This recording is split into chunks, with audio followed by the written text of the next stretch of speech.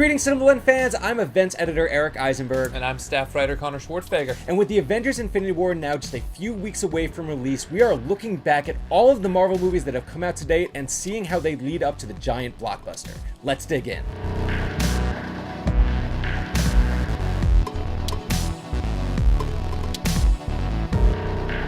Welcome back, everybody. It is time to dive into the major Marvel year that was 2015. Of course, kicking off with the Avengers Age of Ultron, and then finally concluding Phase 2 with AntMan. That was a mouthful. This is kind of a big year for the Marvel Universe. So let's start by discussing, all of these guys who, after 2012, finally come back together 3 years later for another absolutely massive blockbuster that would change the world. Didn't live up to the reputation of the original Avengers, but as far as the road to Infinity War goes, vital. I would argue probably more important than the first Avengers in a certain absolutely. sense. And I think part of that is the introduction of yet another Infinity Stone, which, kind of an important piece in this puzzle. Secretly revealed in the Avengers, technically, though we didn't know it at the time, in Loki's staff. It's what gave him the ability to control people's minds. Exactly.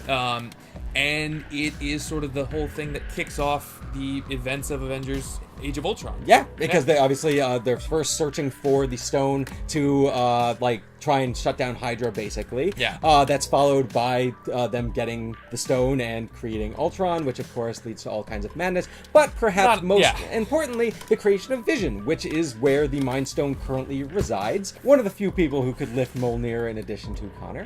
But of course, if we are talking about Avengers Infinity War, the trailer for the movie kind of suggests that Vision's Mind Stone may not stay with him for the entire course of that film. It looks pretty bleak for him, to be quite honest. He gets, it looks like, I don't know if it's... I think it's Corvus Glaive, the member of the Black Order, yes. He's using a weapon that looks like Loki's staff, but it might just be a Black Order weapon. No, in fact, I think it's his glaive. It's Corvus Glaive's glaive. That's okay. I'm not super big Has the ability to cut through anything in the known universe, and that apparently includes Vision's vibranium skull. Of course, Vision wasn't the only incredibly important character that was introduced in the Avengers Age of Ultron, as this is also the first adventure that we see featuring Scarlet Witch and Quicksilver, and, well, the only adventure featuring Quicksilver. You didn't see that coming.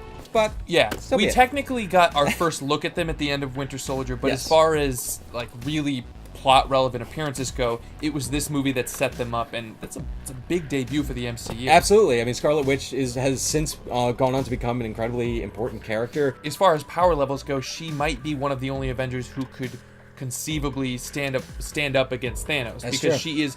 We don't really even know if there's a limit to what she can do, and she could very well be responsible for any major retcons or anything reality-wise. I was gonna say, I have a pet theory that the Marvel Cinematic Universe has not yet fully explored what Scarlet Witch's powers really are, but we can't not talk about Avengers Age of Ultron without also talking about one of the important conflicts that really starts to kind of progress through it, which is Tony Stark versus Steve Rogers. Every time someone tries to win a war before it starts, innocent people die.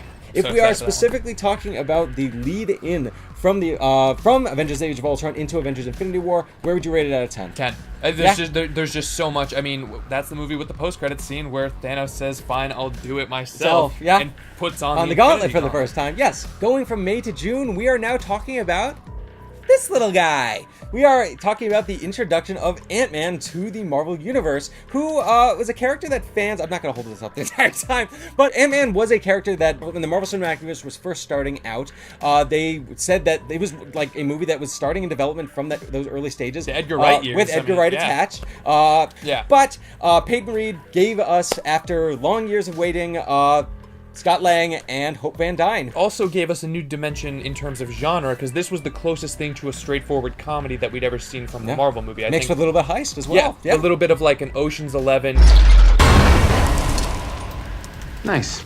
I will also say, just as far as just atmosphere and what this is kind of introducing in the Marvel Universe, I like the idea that you have the tension that exists between Hank Pym and S.H.I.E.L.D. and kind of the Starks in general. I love the way it fleshes out the mythology and having Hank Pym be this guy from the 80s and the 60s and 70s who was around in the post-Captain America years, but before the Avengers. But I think what needs to be mentioned, just because this entire video is themed to the Avengers Infinity War, is the fact that we are not currently 100% sure exactly how much of a role Ant-Man and the Wasp both play in this film. If at all. It's the weirdest thing, because he's not a full-blown Avenger yet. He's like a ringer that Falcon brings in Civil War, and like he's sort of on the outs. So, if we are talking about a score out of 10 in terms of how it leads into Infinity War, what are we saying here? This is one of the hardest ones to call, but for me, it could either be like a 1, or if we get some surprise journey into like the micro universe or something in Infinity War, it could be like a 6 or a 7. So it all depends on how Infinity War may or may not choose to expand on like vague ideas that came up in Ant-Man. So, exactly. That's